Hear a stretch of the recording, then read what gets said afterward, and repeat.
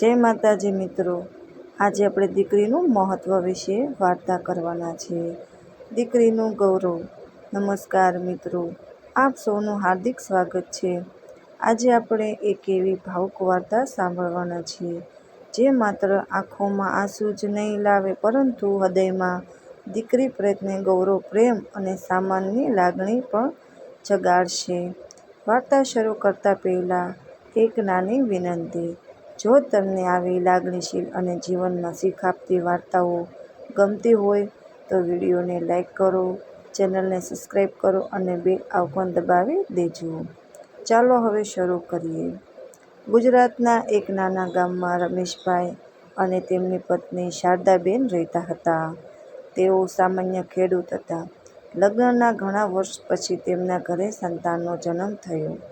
આખું કુટુંબ દીકરીની રાહ જોઈ રહ્યું હતું. પણ જ્યારે દીકરી જન્મી ત્યારે ઘરમાં ખુશી કરતાં વધુ નિરાશા છવાઈ ગઈ. કેટલાક સગા બોલ્યા, ચાલો કોઈ વાત નહીં, આગળ દીકરો થઈ જશે. આ શબ્દો રમેશભાઈના હૃદયમાં તીરની જેમ વાગ્યા. તેમણે નવજાત દીકરીને ગોદમાં લઈને કહ્યું, મારા માટે આ જ મારી દુનિયા છે. ભગવાને દીકરી આપી છે એટલે કોઈ ખાસ કારણ હશે. દીકરીનું નામ રાખવામાં આવ્યું દીપા. દીપા બાળપણથી જ ખૂબ સમજદાર, દયાળુ અને મહેનતુ હતી. સવારે શાળાએ જતી, બપોરે ઘરે આવી માતાને રસોડામાં મદદ કરતી અને સાંજે પિતાની સાથે ખેતરમાં પણ જતી. ગામના લોકો મજાક કરતા, છોકરીને એટલું ભણાવીને શું મળશે? રમેશભાઈ હસીને જવાબ આપતા, ભણતર ક્યારેય વ્યર્થ જતું નથી. સમય પસાર થતો ગયો. એક વર્ષ એવો આવ્યો કે ભારે દુષ્કાળ પડ્યો. ખેતરમાં પાક ન થયો, દેવું વધી ગયું, ઘરમાં આર્થિક સંકટ ઊભું થયું. શાળાની ફી ભરવામાં પૈસા નહોતા. દીપાએ શાંતિથી પોતાની નાની બચત પિતાના હાથમાં મૂકી અને કહ્યું, પપ્પા, મારા માટે ચિંતા ન કરો, હું મહેનત કરીશ. રમેશભાઈની આંખોમાં આંસુ આવી ગયા. દીપા ભણતી રહી, રાત્રે દીવાના અજવાળામાં અભ્યાસ કરતી. ગામના નાના બાળકોને ટ્યુશન પણ શીખવવા લાગી. વર્ષો પછી બોર્ડની પરીક્ષાનું પરિણામ આવ્યું. આખા જિલ્લામાં દીપાએ પ્રથમ ક્રમ મેળવ્યો. જે લોકો ક્યારેય કહેતા હતા કે દીકરી ભણાવીને શું થશે, તેઓ આજે એ જ દીકરીના વખાણ કરતા હતા. સરકાર તરફથી સ્કોલરશીપ મળી. દીપા શહેરમાં આગળ અભ્યાસ કરવા ગઈ. શહેરમાં પણ તેણે અનેક મુશ્કેલીઓનો સામનો કર્યો. દિવસ દરમિયાન કોલેજ અને સાંજે પાર્ટ ટાઈમ નોકરી. એક દિવસ કોલેજના પ્રિન્સિપલે પૂછ્યું, દીપા, તું આટલી મહેનત શા માટે કરે છે? દીપાએ હસીને કહ્યું, મારા માતા પિતાનું માથું ગર્વથી ઊંચું થાય, એ જ મારું સપનું છે. સમય ફરી આગળ વધ્યો.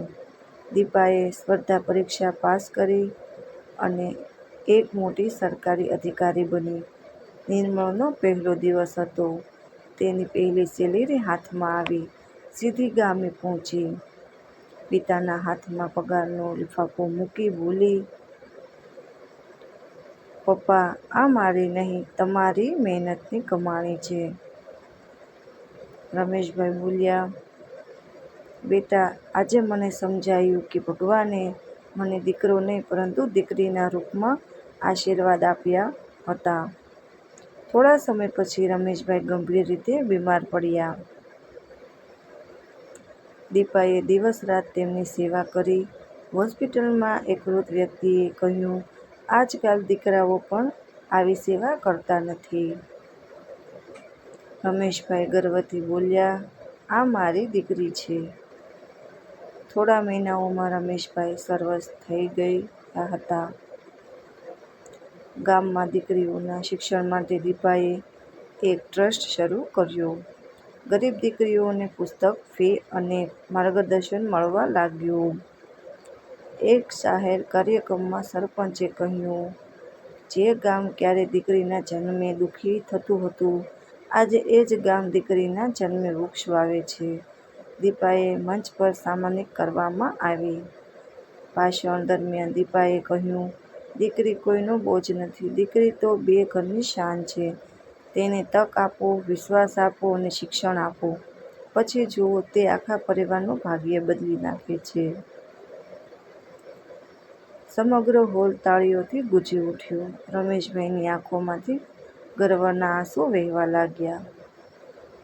તેમણે આકાશ તરફ જોઈને કહ્યું, હે ભગવાન, દરેક ઘરે આવી દીકરી આપજો. મિત્રો, આ વાર્તાની શીખ ઉપરથી આપણને એટલું શીખવા મળે છે. સંતાન ક્યારેય દીકરો કે દીકરી નથી હોતું. સંતાન તો ભગવાનની અમૂલ્ય ભેટ છે. જે પરિવાર દીકરીને પ્રેમ, શિક્ષણ અને વિશ્વાસ આપે છે, ત્યાં સુખ, સમૃદ્ધિ અને સન્માન પોતે જ આપી જાય છે. દીકરી ઘરની લક્ષ્મી છે, માતા-પિતાનું ગૌરવ છે અને સમાજનું ભવિષ્ય. જો તમને આ વાર્તા હૃદયને સ્પર્શી ગઈ હોય તો તેને તમારા પરિવાર અને મિત્રો સાથે જરૂર શેર કરજો. ફરી મળીશું આવી જ એક નવી પ્રેરણાદાયક અને લાગણીશીલ વાર્તા સાથે. જય શ્રી કૃષ્ણ કોમેન્ટમાં લખવાનું ભૂલતા નહીં. ફરી મળીશું નવી વાર્તામાં.